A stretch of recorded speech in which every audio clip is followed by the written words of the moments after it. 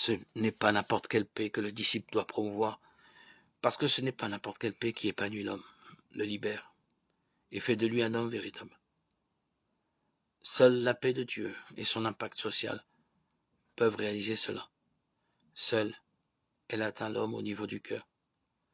Le problème n'est pas d'édifier vaille que vaille un ordre social dans lequel on puisse vivre ou survivre, mais de répondre à l'angoisse de l'homme. Sans doute, aucune réponse à cette angoisse ne sera entendue si l'homme est démuni de tout.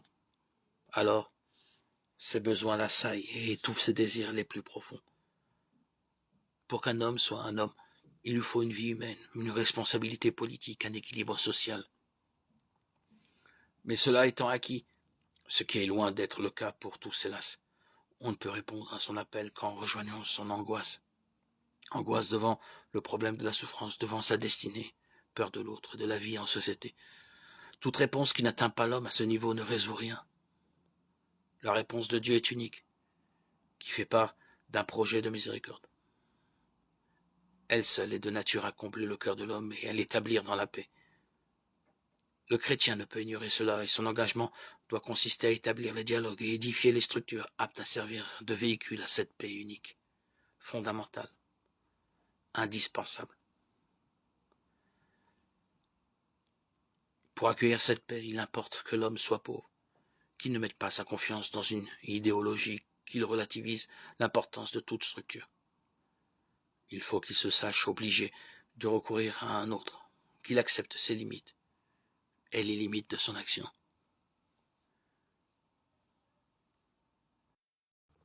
Quelle est notre tombe? Sinon, notre manque de foi. Le Christ nous libère de notre sépulcre. Nous sortirons du tombeau si nous écoutons la parole de Dieu et si notre péché est trop grave pour que les larmes de notre pénitence puissent le laver. Que le Seigneur, dans sa grande miséricorde, intervienne pour nous secourir. Dieu désire sauver chacun de ses enfants, comme pour étant le Fils unique, l'enfant prodigue. Dieu est plein de compassion et éprouve une douleur spirituelle profonde lorsque ses enfants, traînés à la mort par le péché, se laissent séduire par le diable. Seigneur, prépare nos cœurs, notre âme, notre esprit à toujours te suivre. L'Esprit nous a été donné à notre baptême pour que le Christ puisse venir à nous dans sa propre diffusion. Par l'Esprit Saint, nous entrons en communion avec le Père et le Fils, et ainsi nous repoussons les puissances maléfiques, destructrices. Nous prenons pouvoirs, sur les désirs charnels, tels la gourmandise, l'orgueil, les plaisirs de la chair et tout autre plaisir qui nous enfonce plus profondément dans le tombeau. Jésus, par la puissance de son esprit, nous a permis de nous éloigner de toute cette séduction, distraction du monde. Merci Seigneur de m'avoir permis de te rencontrer. Le baptême est la porte d'entrée pour tous ceux qui veulent vaincre le mal. De nous-mêmes, nous ne pouvons rien. Par la puissance de l'Esprit Saint que nous recevons au baptême, nous pouvons tout. Sans lui, nous sommes rien. Avec lui, nous sommes à Dieu. Et nous pouvons avancer et triompher du mal, comme Dieu lui-même a vaincu ce monde. Nous pouvons hériter, recevoir la couronne de la victoire.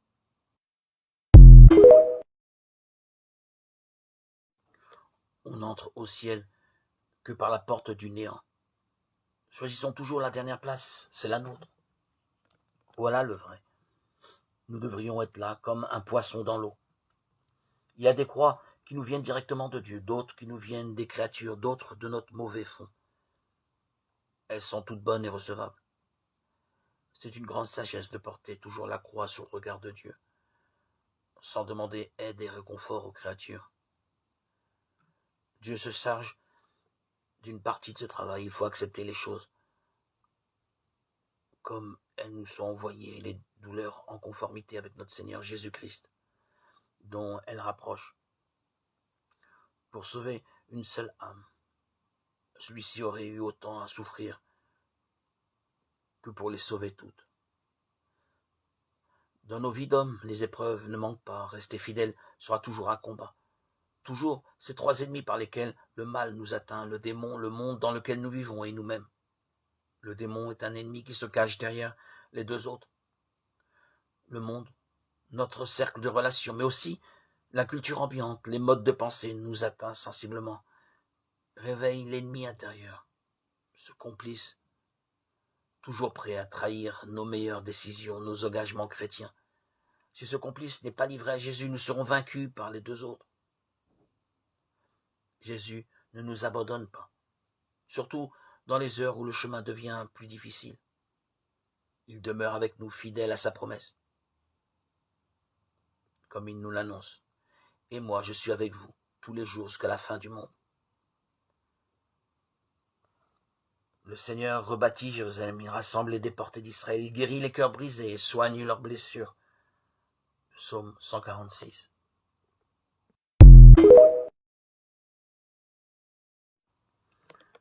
Que Dieu nous prenne en grâce et nous bénisse. Que son visage s'illumine pour nous, et ton chemin sera connu sur la terre, ton salut parmi toutes les nations. Que les nations chantent leur joie, car tu gouvernes le monde avec justice. Tu gouvernes les peuples avec droiture sur la terre. Tu conduis les nations. Que les peuples, Dieu, te rendent grâce, qu'ils te rendent grâce tous ensemble. Que Dieu nous bénisse et que la terre tout entière l'adore. Psaume 66. Frères, lorsqu'est venue la plénitude des temps, Dieu a envoyé son Fils, né d'une femme et soumis à la loi de Moïse, afin de racheter ceux qui étaient soumis à la loi, et pour que nous soyons adoptés comme fils. Et voici la preuve que vous êtes des fils. Dieu a envoyé l'Esprit de son Fils dans nos cœurs. Et cet Esprit crie « Abba », c'est-à-dire Père. Ainsi, tu n'es plus esclave, mais fils, et puisque tu es fils, tu es aussi héritier. C'est l'œuvre de Dieu. Lettre de saint Paul aux Galates, chapitre 4, 4, 7.